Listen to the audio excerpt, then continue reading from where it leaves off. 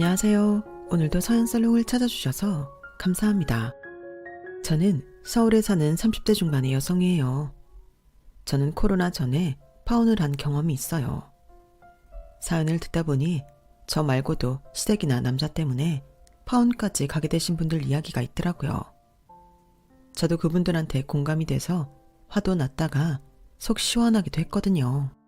그래서 오늘은 제 이야기를 들으시고 함께 공감해 주셨으면 해서 이렇게 사연을 보내게 됐어요. 그럼 제 이야기를 시작해 볼게요. 남친은 제가 자주 가던 카페 주인이었어요. 저는 음악학원을 운영하는 원장이었고요. 다행히도 학원에 학생들이 많아서 잘 되는 편이었어요. 피아노뿐 아니라 이론 수업도 철저히 시켰고 일주일에 2번씩 바이올린과 플루트 강사님들을 따로 불렀고요. 피아노 말고 다른 악기도 함께 가르치고 싶어하는 학부모들한테 반응이 아주 좋아서 저희 학원으로 일부러 옮긴 학생들도 있었어요. 또 제가 학원을 하고 있는 건물이 아빠 소유여서 저는 월세를 내지 않아도 되는 장점이 있었죠. 제가 월세를 드린다고 해도 아빠는 안 받는다고 하셨어요. 세상에 하나밖에 없는데 혈육한테 월세 받아서 뭐하냐. 내가 돈이 부족한 것도 아닌데. 너한테 더 줘도 모자란데 받긴 뭘 받아. 그냥 너 월세 낸 셈 치면서 통장이나 만들어. 저는 엄마가 중학생 때 돌아가셔서 아빠와 단둘이 살았어요. 형제가 없었기 때문에 좀 외롭다는 생각이 들 때도 있었지만 언제나 돌아가신 엄마만 생각하며 저를 키우느라 애쓰신 아빠를 생각하면 제 외로움은 아무것도 아니라는 마음이 들었죠. 저는 아침 일찍 항상 꽤 멀리까지 조깅을 했고 돌아오는 길에 집에서 한 정거장 떨어진 곳에 있는 카페에 들러서 커피와 빵을 먹는 게 일상이었어요.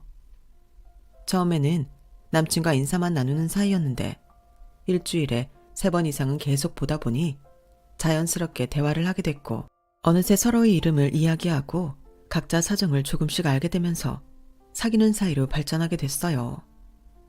남친과 사귀게 될 무렵 아빠는 10여 년 전부터 앓고 계시던 심혈관 질환이 안 좋아져서 입원과 퇴원을 반복하고 있었어요. 당시 그런 상황이었던 저에게 남친은 많은 의지가 됐어요. 저와 남친이 사귀고 몇 달 되지 않아서 남친은 결혼 이야기를 꺼냈어요. 내가 집안으로 보나 학력으로 보나 주연이 너보다 부족한 건 사실이야. 근데 사랑하는 마음은 그 무엇에도 뒤지지 않아. 주연이 너 행복하게 해주고 싶어. 무엇보다 지금 너 아버지 때문에 힘든 거 보니 너무 마음이 아프다. 내가 늘 네 옆에서 힘이 돼주고 싶어. 우리 결혼하자. 고마워 형초씨. 형초씨 좋은 사람인 건 나도 알지.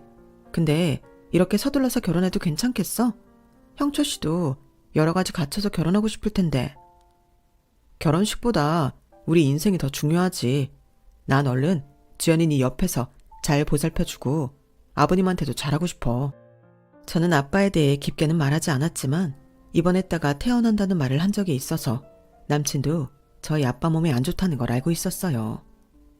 저런 남친의 모습은 정말 믿음직했고 감동스럽기까지 했어요. 그래서 그 사람의 진심에 대해 의심하지도 않았고요. 하지만 그 모든 게 저를 낚으려고 했던 거라는 걸 당시에는 전혀 알지 못했어요. 아무래도 제가 음악을 전공하고 계속 학생들만 가르치는 일을 해서 사회 경험이 넓지 못해 사람 보는 눈도 없었던 것 같아요. 아무튼 저와 남친은 결혼을 약속했고 먼저 남친이 저희 아빠한테 인사를 하러 왔어요. 저희 집이 강변뷰가 보이는 아파트였는데 남친은 저희 집을 보고 꽤나 놀란 눈치더라고요.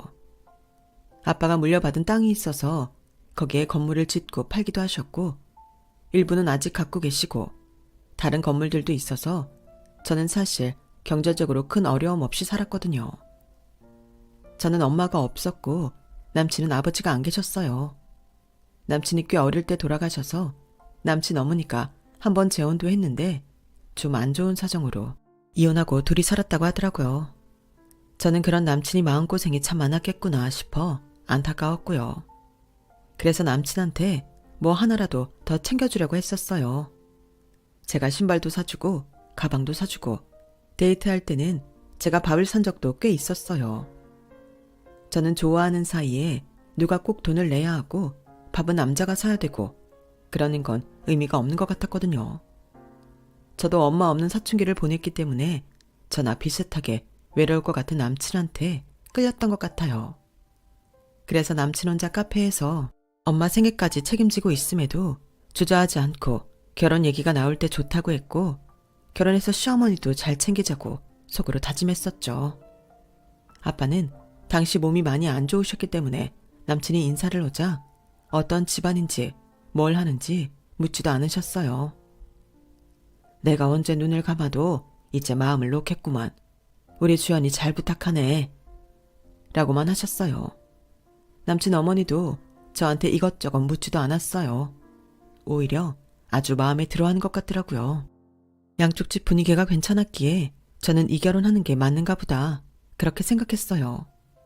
전에 결혼 전 많이 삐그덕거리고 어른들이 싫어하면 살면서도 힘들다는 말을 들은 적이 있었거든요. 그래서 저는 결혼하기로 결정한 걸 잘했다 싶었어요. 돌이켜 생각해보면 그런 것보다는 상대가 어떤 사람인지, 상대 집안 사람들 인성이 어떤지가 중요하겠더라고요. 아무튼 남친 어머니는 상견례를 하기도 전에 급하게 제 결혼 예물부터 준비해주겠다고 하더라고요. 우리가 아무리 어려워도 네 예물은 내가 잘 준비해 볼게. 여자들 결혼 때 폐물 어떻게 받았는지가 평생 마음에 남는다. 나도 그랬고. 니네가 아무리 신세대라고 하지만 사람 마음이야 다 비슷하지 않겠니? 저는 남친 집안 형편이 어떤지 대충 알기 때문에 남친 어머니가 신경 써주는 게 미안했어요. 어머니, 너무 마음 쓰지 마세요. 저 진짜 형철씨 마음 담긴 목걸이 하나만 있어도 되니까요. 아니야, 내가 철철히 챙겨준다고는 못해도 그래도 네가 지니고 있을 만한 폐물 세트 하나는 해줘야지. 그러니까 그거 나한테 맡겨라. 나한테도 하나밖에 없는 아들 결혼이고 하나뿐인 며느리 맞이하는 거 아니겠어? 형철아, 너는 주연이 결혼 반지하고 목걸이 평소에 할 만한 거 준비해. 알았지? 너무 돈 아끼라고 하지 말고 잘 해줘라. 우리 음악학원 원장 선생님 어디 가서도 부끄럽지 않게 해야지.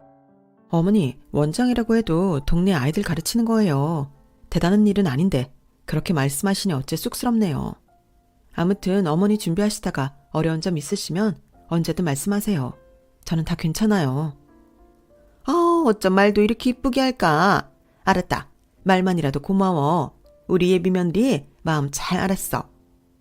그래도 남친 어머니가 너무 무리를 하실까봐 저는 나중에 남친한테 잘 말해서 돈을 전달해 주려고 했어요. 옷이나 가방이나 마음에 드는 거 사서 쓰시라고 하면 될 것 같았거든요. 그런 정도는 제가 따로 모아둔 돈이 있었기 때문에 아빠한테 받지 않아도 충분히 해결할 수 있었어요. 그래서 양쪽 집안 어른들 모르게 폐물 마련하는 데 들어간 돈을 돌려줄 수 있겠다 싶었죠. 남친은 저희 집 재산이 어느 정도인지 정확히 알지는 못했어요. 제가 확실히 이야기한 게 없었거든요. 음악학원이 있는 동네 건물이 있고 아파트가 있는 정도만 알고 있었어요. 아빠 재산이 그보다 훨씬 많은 걸 알면 남친이 오히려 위축될까봐 걱정한 것도 있었어요. 지금도 집안 차이가 나서 자기가 부족하다고 말하는 게 많이 안쓰러웠거든요. 그래서 결혼한 후에 차차 이야기하려고 했어요. 얼마 후 저는 남친 어머니가 부르는 곳으로 나갔는데요. 제가 사회 경험이 많지 않아서인지 그런 데는 처음 가봤어요.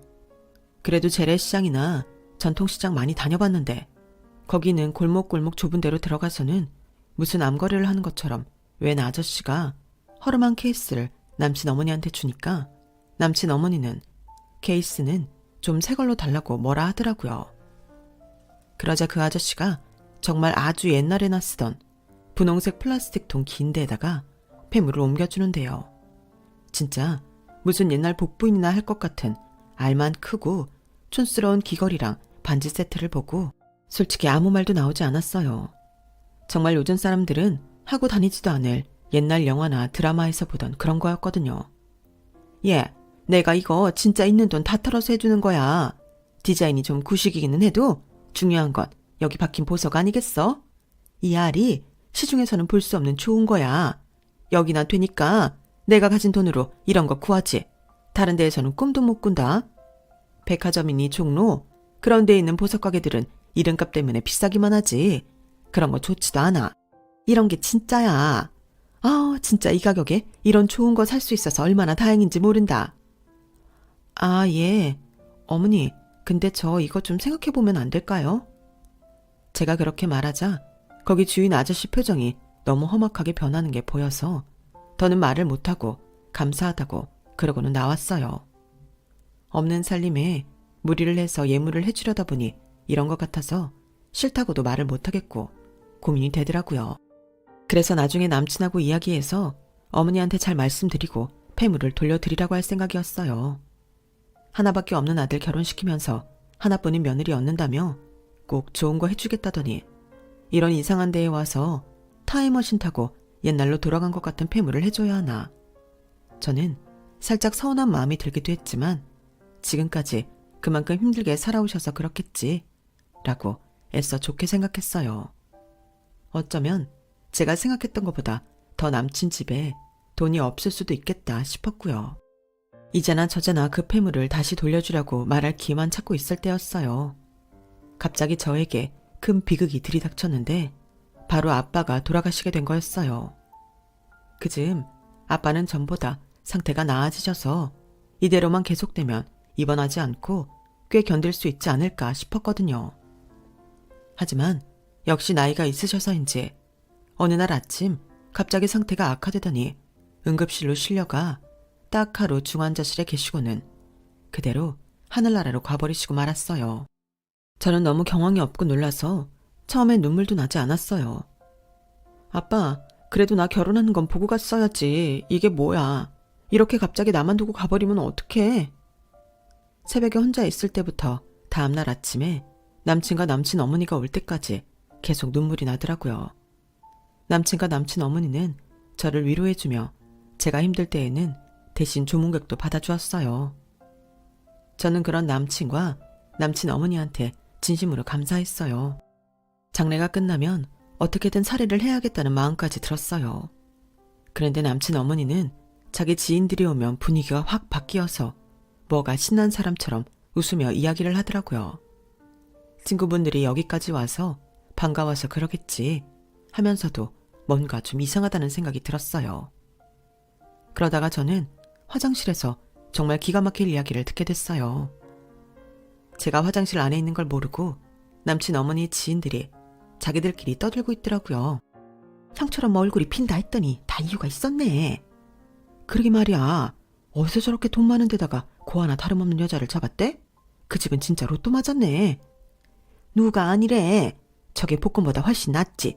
아니, 아들이 어디서 돈 많은 여자 잡았다고 해도 그런가 보다 했는데 오늘 보니까 근조 화환의 조문객들 보니 진짜 때깔이 다르긴 하네. 형철 엄마가 전에 술 취해서 그러더라. 이거 진짜 입 다물고 모르는 척 해야 돼. 영철이가 저 여자 집안 재산이 얼마인지 싹 다 조사했잖아. 그러고 작업 들어간 거야. 아이고, 그래서 그 전에 만나던 여자 싹 정리하고 갈아탔구만. 형철이 쟤가 좀 약삭 빨라. 지한테 이득 안 되면 꿈쩍도 안 해. 저는 너무 충격받아서 하마터면 소리를 낼 뻔했어요. 하지만 곧 정신을 부여잡고 그 사람들이 나갈 때까지 화장실 안에서 가만히 숨죽이고 있었죠. 처음에는 쉽게 믿기지 않았어요. 그럴 리가 없다고 부인하면서 남친과 남친 어머니를 보는데 두 사람이 같이 있을 때에는 뭐가 좋은지 서로 눈웃음을 주고받으며 얼굴이 활짝 피더라고요. 두 사람이 하는 모든 게 의심스럽기만 했어요. 저는 제가 잘못 알고 있는 거라면 이런 기분을 털어버리는 게 맞고 남친 어머니 친구들 말이 맞는다면 이 결혼을 깨야 된다고 생각했어요. 저는 두 사람이 정말 무슨 생각을 하고 있는지 알아야 했기에 집에 잠깐 가서 씻고 온다고 나갔다가 몰래 들어와서 두 사람이 뭐 하는지 지켜봤어요. 그랬더니 조문객들을 챙기지도 않고 상주들 쉬는 방으로 들어가더라고요. 다행히 밥 먹는 자리와 빈소 가운데로 복도가 있어서 저는 조문객들 모르게 빈소 안쪽으로 들어와서 두 사람이 하는 말을 조용히 엿들을 수 있었어요. 거기서 두 사람이 하는 말에 또 완전히 충격받았어요. 세상에 어쩌면 그 노인네 이렇게 알아서 돌아가신다니. 네가 진짜 여자 하나는 제대로 봤다. 잘했어. 내가 저번에 만난 애처럼 빈 깡통일까봐 얼마나 철저하게 사전조사를 했는데 재산 많은 것도 많은데 여자 아빠가 오늘 내일 한다니. 와, 이거다 싶더라고. 그리고 주연이 저거 앙큼하게 말 안 했는데 걔 학원 있는 건물 말고도 오피스가 있는 큰 건물 하나가 쟤네 거래. 내가 카페 오는 사람들한테 이거저거 다 알아봤지. 아무튼 그럼 우리는 그 집 들어가서 사는 거냐? 한강 보이는 그 아파트 말이야. 주연이 잘 구슬려 봐야지 뭐. 지 혼자 그 큰 집 어쩔 거야. 아빠랑 살았던 추억 때문에 팔지도 않을걸. 내가 걔 성격 알지. 그럼 지금부터 비위 잘 맞춰라. 나는 그 집 들어갈 때 쓸 세간살이나 알아봐야겠다. 웬일이니 정말. 이런 게 논한 거지. 엄마야말로 표정 관리 잘해. 아줌마들만 오면 너무 크게 웃어서 내가 주연이 눈치 보이더라. 저는 얼른 조심해서 빈소를 나와 밖으로 빠져나왔어요. 어떻게 이렇게 감쪽같이 속았는지. 처음에는 배신감에 치가 떨렸는데 시간이 갈수록 저 자신을 자책하게 됐어요.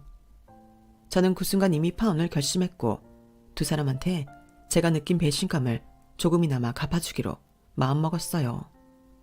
그렇게 저는 아무 일 없었다는 듯 다시 들어갔고 장례가 끝날 때까지 아무 말도 하지 않았어요. 장례 후 일주일도 되지 않았는데 남친이 저한테 그러더군요. 주연아, 요즘 몸은 좀 어때? 입맛은 돌아왔어? 내가 너 좋아하는 파스타 포장해왔어. 나 별로 먹고 싶지 않은데? 형철씨 먹어. 너 먹으라고 사온 거야. 먹기 싫으면 내가 죽 사줄게. 잠깐 나가자. 바람도 쐬고 좋잖아. 나 학원 오래 닫았다 이제 열었잖아. 오늘은 일해야지. 그러자 남친은 제 사무실 문을 살짝 닫더니 말을 꺼내더라고요. 주연아, 생각해보니까 우리 신혼집 먹기로 한 거 말이야. 이런 말하는 거 돌아가신 장인어른한테는 죄송하지만 그 집에 들어가서 사는 거 어때? 어차피 바로 팔지 않을 거잖아. 그러면 우리가 신혼집 따로 구하느니 거기서 사는 게 낫지 않겠어? 그래? 한번 생각해볼게. 그래, 될 수 있으면 빨리 생각 정리해줘. 아니면 신혼집 알아봐야 되잖아. 저는 남친이 간 후에 제가 계획했던 일을 진행했어요. 먼저 남친이 살고 있는 원룸 빌라를 제가 매입했어요. 팔 생각이 없던 주인은 제가 시세보다 더 준다고 하자 두말 않고 알겠다며 계약서에 사인을 하더라고요. 그리고 계약 만료가 임박한 다른 세입자 한 명과 남친한테 부동산에 대신 퇴거 요청을 부탁했죠. 남친은 그날 밤 다급한 목소리로 저한테 전화를 했어요. 주연아, 나 지금 원룸 일주일 내로 빼달라는데 어쩌지? 갑자기 빌라 주인이 바뀌었대. 지금 엄마 살고 있는 집도 전세 만료 다 되어서 다른 데 알아보고 있는데 저기 혹시 나랑 엄마 자기네 집에 들어가도 될까? 지금은 좀 그렇지. 우리 아빠 가신 지 얼마나 됐다고. 나 마음의 정리도 안 됐어. 집에 다른 사람 받아들이기 힘들어. 어디 친구네 가 있을 데 없어? 그럼 우리 결혼하고 나면 집은 어떻게 해? 내가 시간 달라고 했잖아. 왜 이렇게 재촉해? 아니 나는 갑자기 원룸 비워달라니 마음이 급해져서 미안해. 다음 날은 남친 어머니한테서 연락이 왔어요. 주연이냐? 내가 아무리 생각해봐도 너한테 팸을 한 세트만 해준 건 아니다 싶어서 말이야. 아무리 둘이서 니네 집에 들어가 산다고 해도 가구는 새로 해야 될 것 같더라. 그래서 가구 맞출 겸 니네 집 좀 가봤으면 하는데 괜찮지? 저 아직 우리 집 들어와서 살자고 확실히 정한 거 아니에요. 그리고 가구 안 해주셔도 돼요. 정말 괜찮아요. 어쨌든 네가 생각해본다고 했으니까 만약을 위해서 준비하면 좋잖아. 내가 잠깐 들러서 방 사이즈만 볼게. 오시는 거 상관없는데 정말 각오하지 마세요. 그제야 저는 남친 어머니 속이 훤히 보였어요. 사람이란 게 환상이 깨지니까 상대 속셈이 뭔지 알겠더라고요. 제 가구가 아니라 남친 어머니 자기가 쓸 가구 맞추려는 거였죠. 아니나 다를까 남친 어머니는 오자마자 아빠가 쓰시던 제일 큰 방에 들어가 주인 행세하며 여기저기 보더라고요. 저는 곧 파혼 선언을 할 생각이었기 때문에 그저 지켜만 봤어요. 그걸 모르는 남친 어머니는 저희 집과 한강이 보이는 뷰를 보며 입을 제대로 다물지 못하더라고요. 제가 결혼할 마음도 없으면서 남친 어머니가 집에 오겠다는 걸 말리지 않은 이유는 나중에 더 크게 후회하게 만들고 싶어서였어요. 당시 저는 진짜 두 사람한테 복수하겠다는 생각밖에 없었거든요. 그리고 시간이 지날 동안에도 저는 남친한테 집을 어떻게 하겠다는 확답을 주지 않았어요. 학원이 바쁘다는 핑계로 잘 만나지도 않았고요. 그러자 하루는 퇴근 후에 급히 학원으로 저를 찾아왔어요. 주연아, 나 원룸 비워야 되는데 어떡해? 우리 식장하고 집 문제 아직 얘기 안 끝났잖아. 나 지금이라도 너네 집에 먼저 들어가면 안 될까? 나 아직 아빠가 집에 있는 것 같아서 다른 사람들이 들어오는 거 안 내켜. 저번에 형철 씨 어머니가 우리 가구 해주신다고 들리셨을 때도 아빠한테 괜히 죄송했어. 뭘 그렇게 생각해. 아버님도 우리가 있으니 안심하고 계실 텐데. 그거 다 네 마음 문제잖아. 현실을 봐야지.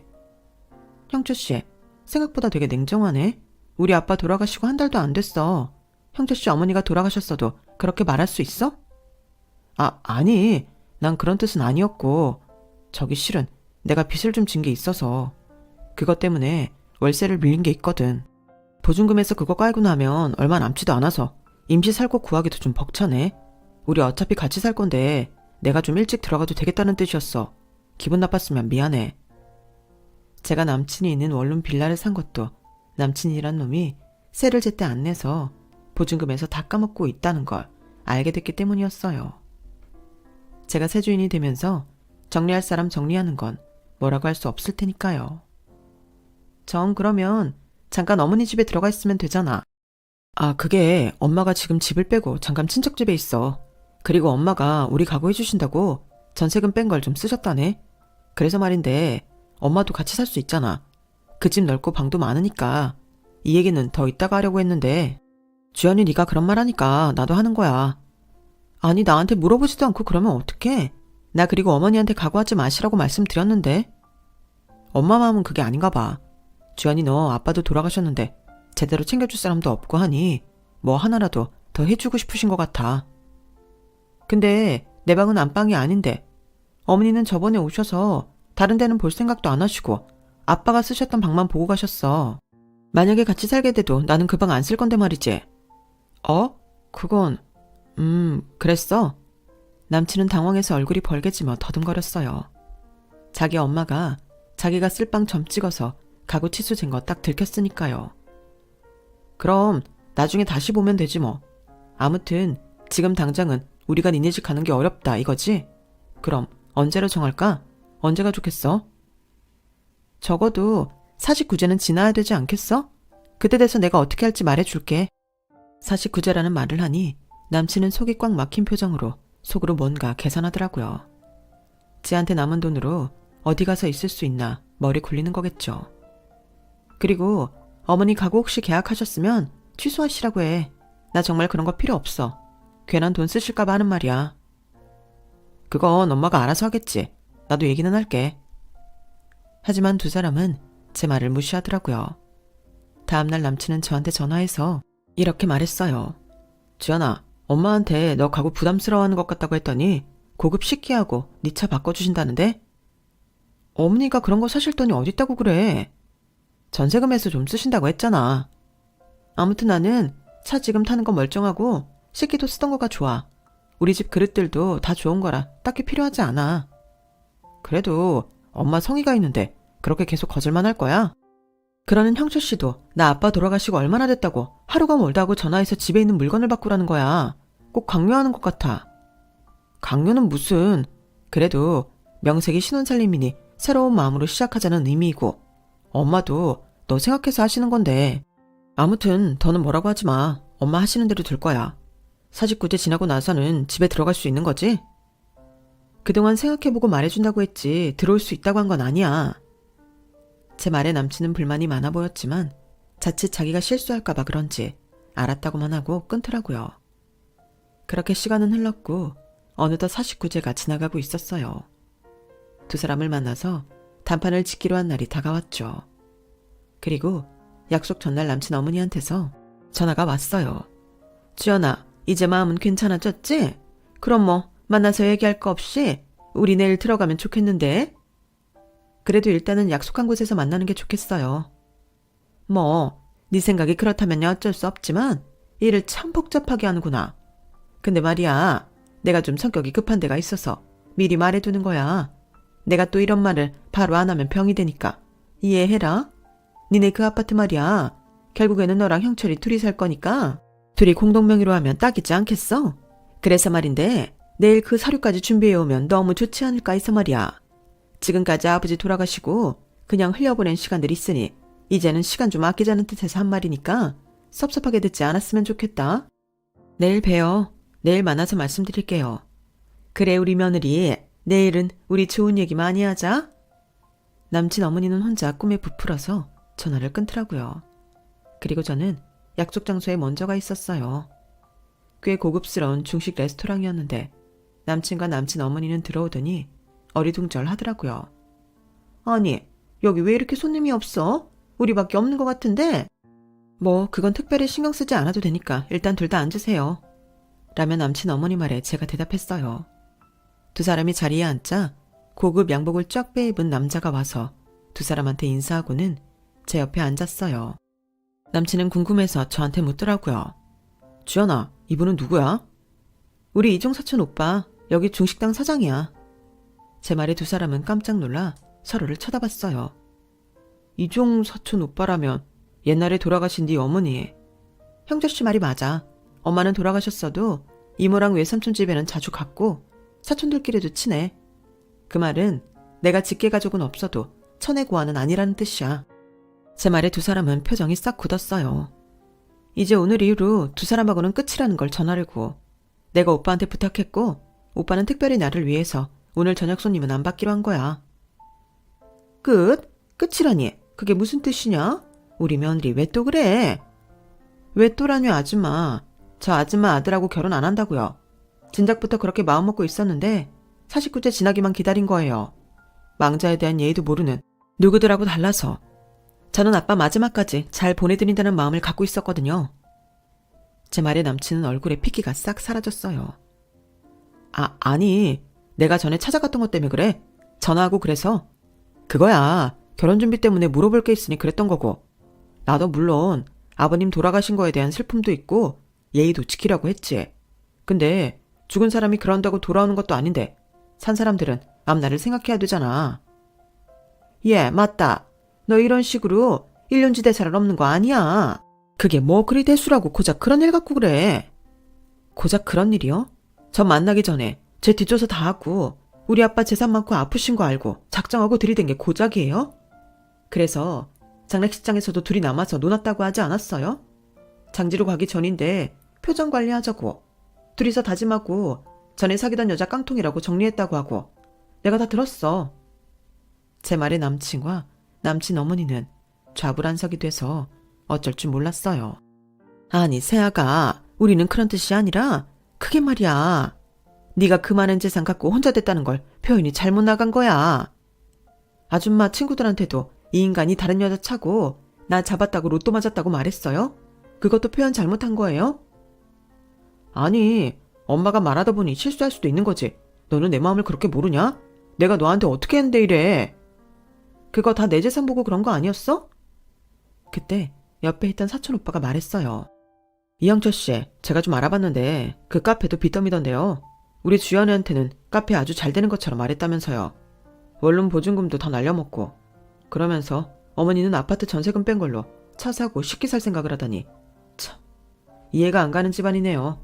저는요, 오늘 혹시라도 두 분이 우리 주연이한테 무슨 짓 할까봐 옆에 있는 거니까 딴 생각들은 하지 마세요.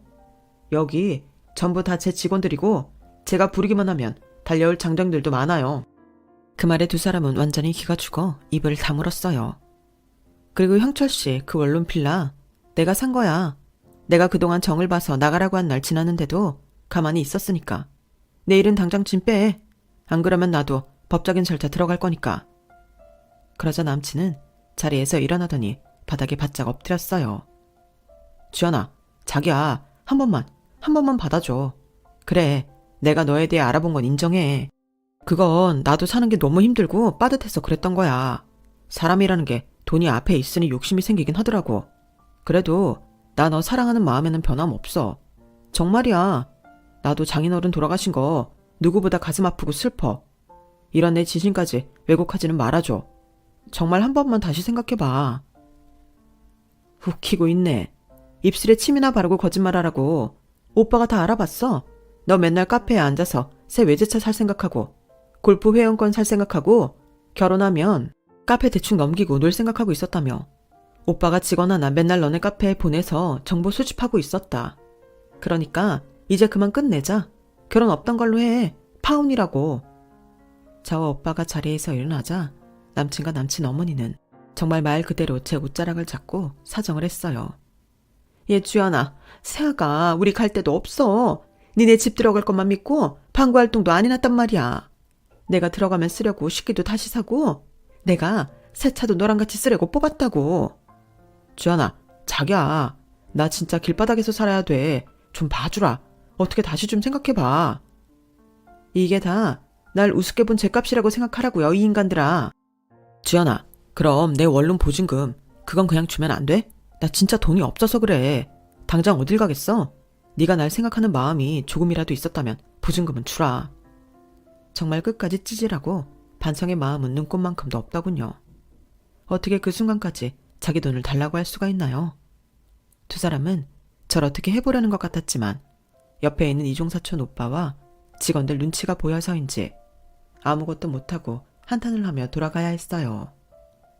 그 후 남친과 남친 어머니가 몇 번 학원 앞에 오고 문자도 했지만 오빠가 보내준 사람들이 지키고 있는 걸 본 후로는 더 이상 저한테 찾아오지 않았어요. 문자도 보내지 않았고요. 결국 남친 어머니는 샀던 물건들을 전부 환불하고 또 그만큼 손해를 봐야 했다더군요. 남친은 어디 갈 데가 없어서 카페 뒤 주방 한쪽에서 잠을 잤고요. 얼마 전 들은 이야기로는 남친 어머니는 식당 주방에 설거지를 하러 나간다고 하더군요. 남친은 카페를 접고 이런저런 알바를 하고 있다는 것 같아요. 그걸 보며 남을 이용하고 등골 빼먹으려는 인간들은 결국 지가 한 행동 다 돌려받는다는 걸 새삼 깨달았어요. 저는 그 후로 아직 다시 남자를 만나지 않고 있어요. 어떤 사람이 진실된 사람인지 아직도 잘 모르겠네요. 아직은 더 제 할 일 열심히 하면서 살아보려고 해요. 그럼 지금까지 제 이야기 들어주셔서 감사드려요. 항상 행복하세요. 여러분, 사연 댓글의 응원과 현명한 조언 부탁드려요. 좋아요와 구독은 저에게 큰 힘이 됩니다. 오늘도 좋은 일 가득하세요.